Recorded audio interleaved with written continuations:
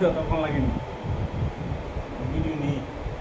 আর জানতে পারলাম একজন বাংলাদেশি নাগরিককে আপনারা আটক করেছেন। তার বিরুদ্ধে কি কি ব্যবস্থা গ্রহণ করেছেন ইতিমধ্যে, বা কোথা থেকে অ্যারেস্ট বা আটক করেছেন আপনি? গত রাতে আমাদের এএসআই জগনন্দ গোস্বামী তার নাইট মোবাইল ছিল, তো সে যখন তার স্টাফ নিয়ে সরলা বামুনিয়া এরিয়ার মধ্যে নাইট মোবাইল করছিল, তখন দেখতে পায় যে কিছু লোক একজন লোককে ডিটেন করে রেখেছিল। সে সাসপিসিয়াসলি সেখানে ঘোরাফেরা করছিল। তো মানুষের সন্দেহ হয়, তখন তাদেরকে ডিটেন করে রাখি তাকে। তো যথারীতি আমাদের অফিসার সিচুয়েশন দেখতে পেয়ে সেখানে যাই এবং তাদের সাথে কথা বলে, তো ওই লোকটাকেও জিজ্ঞাসা করে যে তোমার নাম কি। সে এক এক সময় এক এক নাম বলছিল এবং তার বাড়ি এক এক সময় এক এক কথা বলছিল। তখন মানুষ তার উপর বিশেষ করে খেপে গিয়েছিল। তো ওই এরিয়াতে বিশেষ করে অনেক ধরনের বিগত দিনেও চুরি হয়েছিল, তো মানুষের সন্দেহ ছিল সে এইসব ক্রাইমে হয়তো জড়িত অন্য জায়গা থেকে এসেছিল।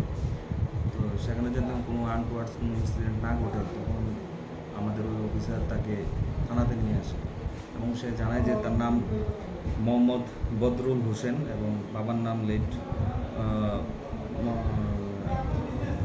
আফতাব আলী, মোহাম্মদ আলী, এবং তার বাড়ি কৃষ্ণপুর সাইডে দমনগর।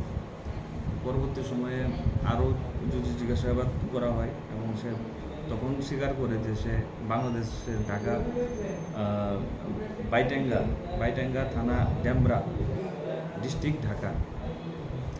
সে একজন বাংলাদেশি ন্যাশনাল এবং কাজের উদ্দেশ্যে সে ভজননগর সাইডের যে বিএপিএ আছে সেই বর্ডার এরিয়া দিয়ে আমাদের ইন্ডিয়াতে প্রবেশ করেছে এবং তার কাছে কোনো ভ্যালিড ডকুমেন্টস নেই।